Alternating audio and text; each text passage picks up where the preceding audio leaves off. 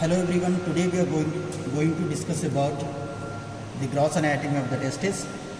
We will see what are the parts of testis, the various surfaces and borders of the testis, and the site determination of the testis.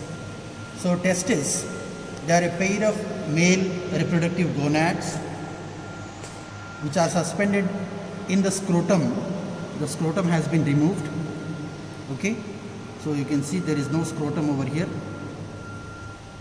So these are the pair of male reproductive gonads suspended into the scrotum by the corresponding spermatic cord. So we can see here this is a spermatic cord. This is a spermatic cord. So testis, it is suspended. Testis is suspended in the scrotum by the spermatic cord. So this is the spermatic cord. So in the spermatic cord, here we can make out the fascia over here. This is external spermatic fascia, right? This is external spermatic fascia. So inside this we will be having the cremasteric fascia, right? The cremasteric fascia with the cremasteric muscle, and underneath the cremasteric muscle we will see internal spermatic fascia, and we can underneath that we can see the contents of the spermatic cord, the vas deferens, right, the ductus deferens, and testicular arteries and pampiniform plexus of veins. Okay, that you have to remember. So this is the spermatic cord. So testis is suspended in the scrotum by the spermatic cord. So testis, the two testes, they are homologous to the ovary in female, and these testes are responsible for the production of sperms and the secretion of male sex hormone, that is testosterone.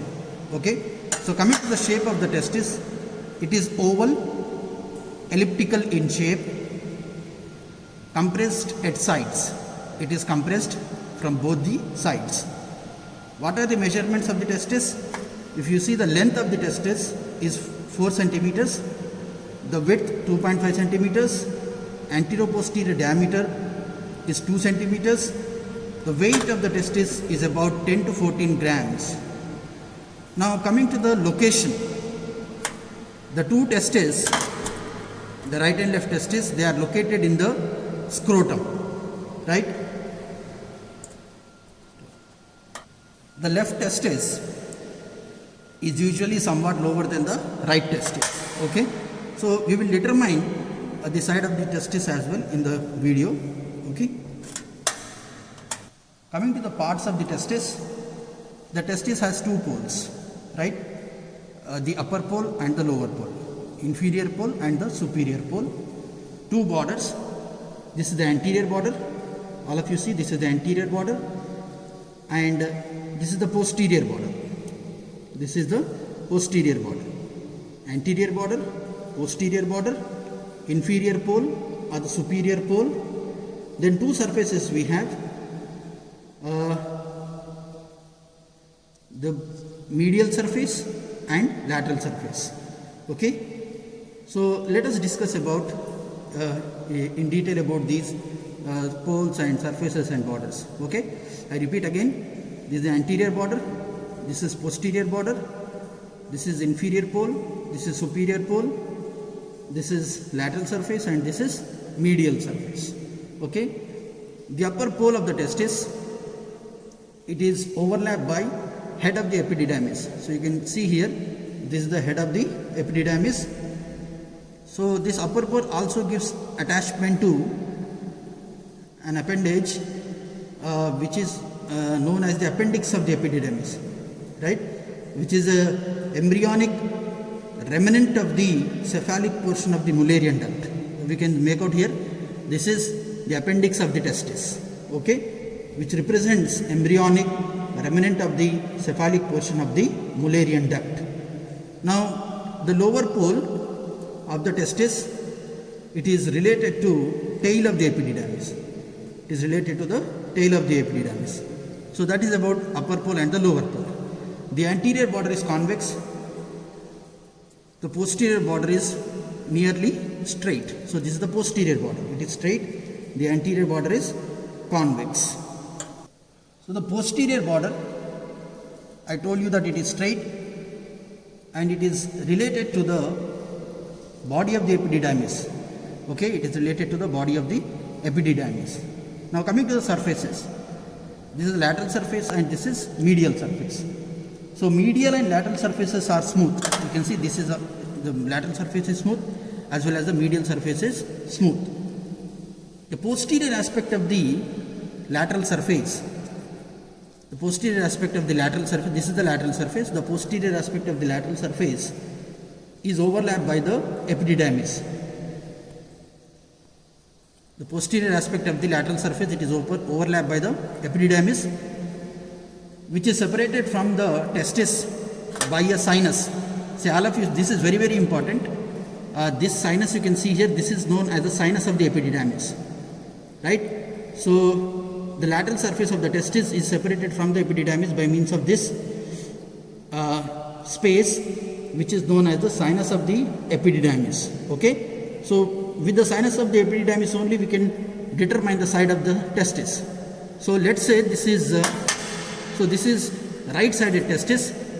So on the lateral surface you can see the sinus of the epididymis. So right testis will have sinus of the epididymis on the lateral surface.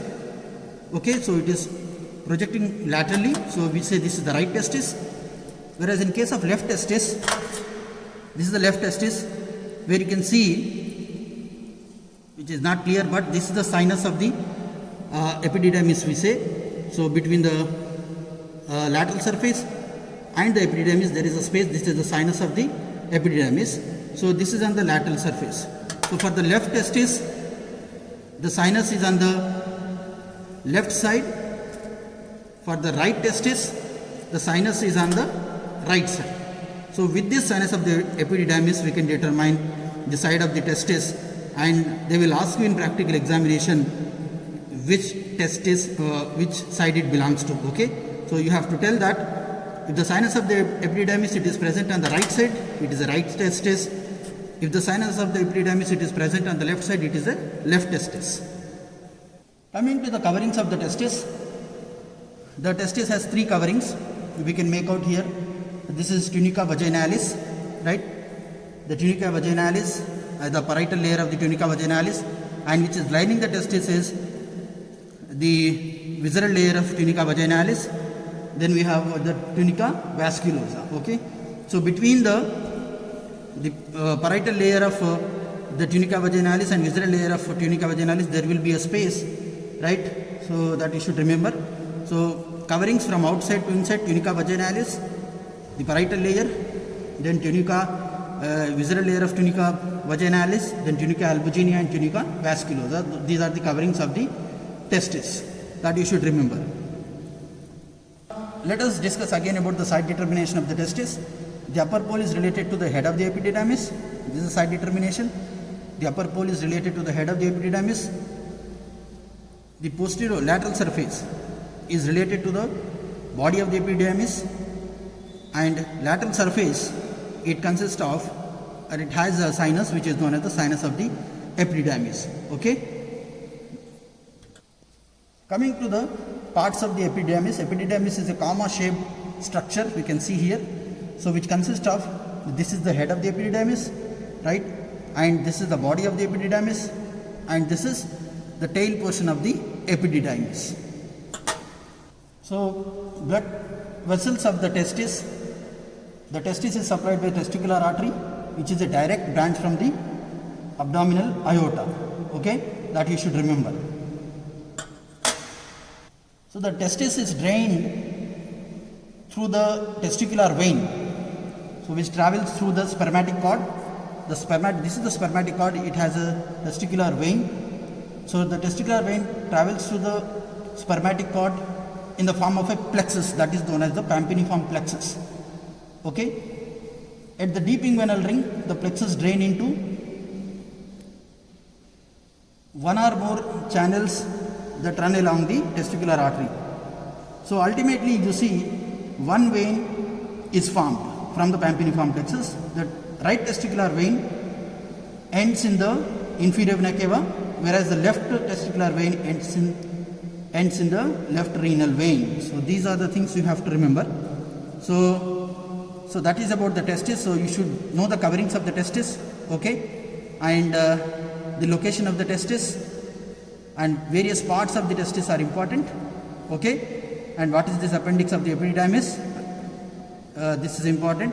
The appendix of the testis, and blood supply and venous drainage of the testis is very, very important, and contents of the spermatic cord, and what are the coverings of the spermatic cord.